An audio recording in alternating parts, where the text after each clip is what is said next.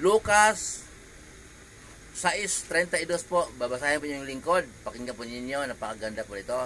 Magandang umaga po sa inyo lahat. Shout out po sa lahat ng makakapanood ng video ko ito. Pagpapalain po kayo ng Diyos. Ito po yung salita ng ating Panginoong Jesus. Okay, pakinggan po ninyo. Lucas 6:32.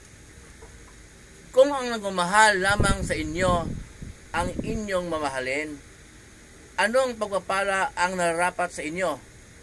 Ang mga makasalanan man ay nagmamahal din sa mga nagmamahal sa kanila. Kung ang mga gumagawa lamang ng mabuti sa inyo ang gagawa ninyo ng mabuti, anong pagpapala ang nararapat sa inyo?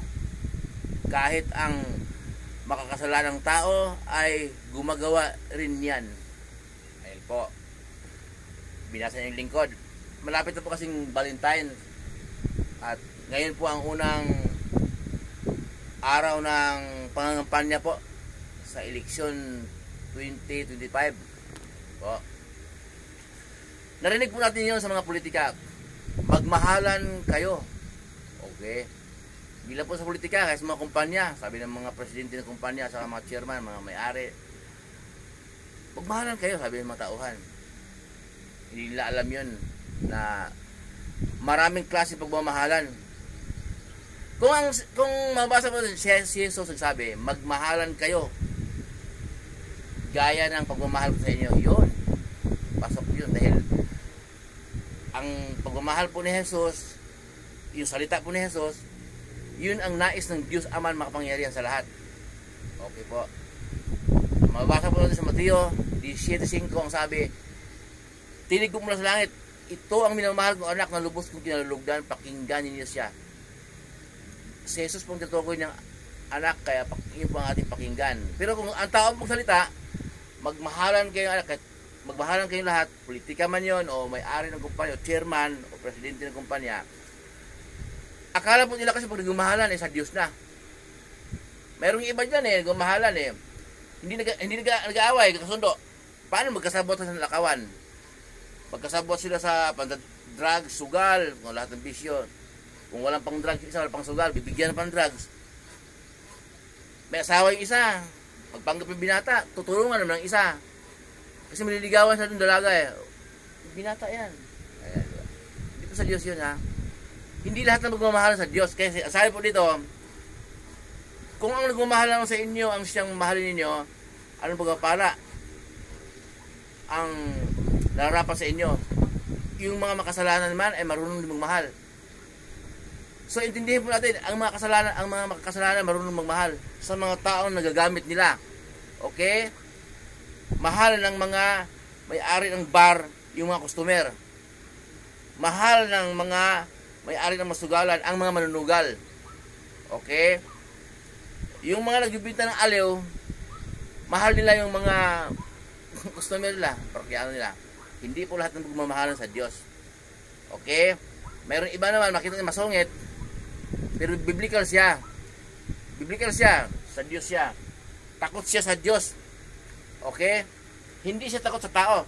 Kaya makita niyo mga masusungit sila. Dahil marami silang nakakasalubong ng mga manyakis. Ayaw na nun siyempre. Manyakis, mga kung ano. Prangka po talaga, kasi di ang pwede sabihin na yung lingkod na pasensya na kayo. Pag sinabi ko pasensya na kayo, Biblia po yung kaharap ko Parang sinabi ko na rin na pagpasensyahan ninyo ang Diyos. Hindi pwede po yun. Ang Diyos ang may hawak ng buhay natin. Pwedeng atakihin mamaya o aksidente. Lahat ng bagay po hawak ng Diyos. Kaya pagsalita ng Diyos ang dinidiscuss ko, ang sinasabi ko, hindi gaya ng ibang mga ngaral na manhin. Kung sarili ko ang magsasalita, yung personal kong opinion, sasabihin ko, sorry ganito ka. Ayun, ang sarili ko yun Pero kung sa Bible po ang sasabihin ko, hindi ko po sabihin na ipagpamanhin. Kasi salita po ng Diyos ito.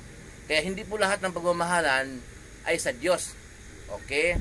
Pag sa Diyos ka, may mga kabangga ka kasi nga, parang medyo masungit ka sa mga taong mga makasalanan. Kasi ayaw mo doon sa mga taong makasalanan Hindi pwedeng makihilubilo doon. Kaya, makihilubilo man, kasi sabi ni Jesus na naparito ako, hindi tawagin ang mga matuwid, naparito ako upang tawagin ang mga makasalanan. So, makihalubilo ka man, kaso lang sa panahon ngayon, pag nakihilubilo ka sa mga makasalanan, hindi ka na mahahawa kasi nga, sulit ka sa Diyos takot ka sa Diyos pagtatawanan ka, lalaitin ka, pero ang mahalaga po, nasabi mo, ang pinapasabi sa iyo ng Diyos. Kasi ang Diyos po ay pag-ibig. Mula noon hanggang ngayon, nagpadala ang Diyos sa mga lugar ng maghayag ng kanyang salita. Ang inyong lingkod po, hindi ko kayang gawin to kung walang banal espiritu na nanguna sa akin. Kung sarili ko lang po, ano bang alam ko? Wala akong alam sa salita ng Diyos. Dati wala akong alam din yun Pilosopo din ako, number 1 akong pilosopo. Pero maraming nababaitan sa akin noon. Maraming nababaitan sa akin noon kahit saan. Kasabot ako sa mga nangungupit mga nandudugas mga nakawan dyan, mga kasabot ako. Kaya maraming nababaitan sa akin. Kaibigan kong lahat. Okay, kung yung mga walang ginagawang masama, mas kaibigan ko. Yung kaibigan ko pa rin yung mga gumagawa masama, kaya maraming humahanga sa akin noon. Pero ngayon po na pinagkalooban ako ng Diyos ng banal na espiritu, may mga galit sa akin. Kasi kinukontra ko sila Hindi mo yung umuwi po kasi pag-aralan mo sila, sabihin mo na mali yun, tapos kontrahin mo, kaya po maraming ayaw sa iyo. Okay po. Kaya muli po pala yung lingkod. Hindi po lahat ng pagmamahalan sa Diyos.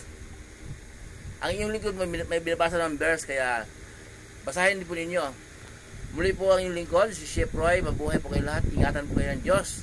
Sasamahan kayo ng Diyos kahit saan po kayo pupunta, sa mga trabaho na pinasukan ninyo, mga negosyo ninyo, ano ang pinagkikitain sa buhay ayon sa kalooban ng Diyos. Pagkapalain kayo ng Diyos.